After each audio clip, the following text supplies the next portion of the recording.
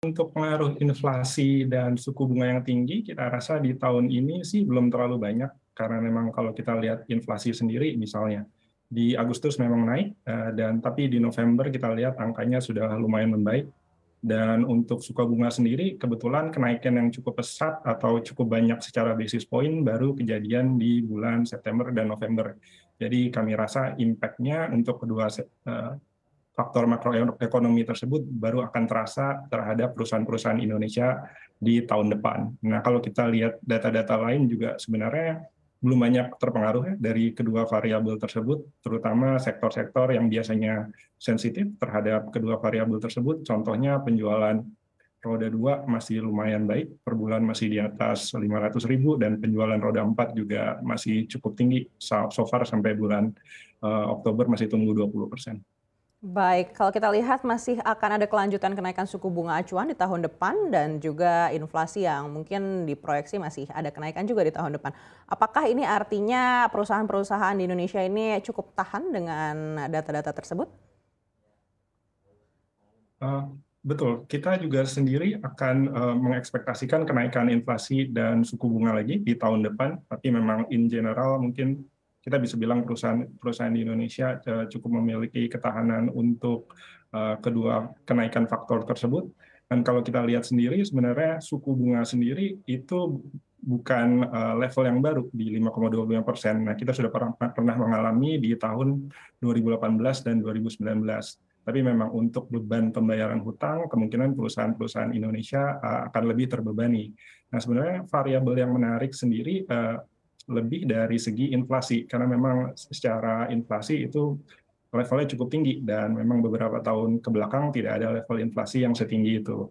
Tapi memang kita lihat dari pemerintah sendiri, sebenarnya kebijakannya dari masa pandemi itu sudah cukup pro terhadap konsumen. Jadi memang kebijakan-kebijakannya diarahkan kepada hal-hal yang akan mendukung konsumsi di Indonesia, karena memang konsumsi adalah motor penggerak ekonomi di Indonesia sendiri.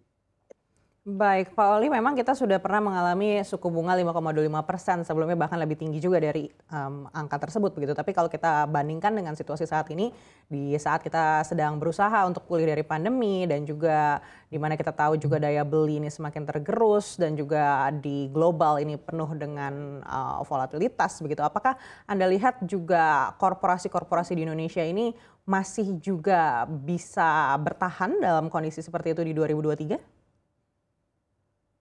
Memang tidak menutup kemungkinan ada beberapa sektor yang akan tertekan ya. Kayak misalnya menurut pandangan kami sendiri sih, untuk sektor-sektor yang trennya akan turun di 2023, salah satunya adalah sektor properti. Karena memang di tahun 2022 ini sangat diuntungkan oleh recovery dari pandemi, sehingga penjualan perusahaan properti, terutama yang kita rating di tahun 2022, akan memenuhi target internal mereka masing-masing. Nah, tapi untuk tahun 2023, karena memang impact dari kenaikan suku bunga itu sendiri akan baru terasa, jadi di 2023 kita melihat kemungkinan penjualan properti akan lebih menantang. Dan sektor yang kita lihat lagi akan mengalami cukup tekanan adalah sektor kelapa sawit atau crude palm oil. Jadi memang kalau kita lihat di tahun 2022, harga rata-rata palm oil tahunan cukup tinggi, tetapi kita lihat di tahun 2023 kemungkinan harga akan turun cukup drastis karena memang supply juga akan naik di tahun 2023. Baik, dan seperti apa Fitch Ratings menilai kondisi utang perusahaan swasta maupun BUMN di tanah air?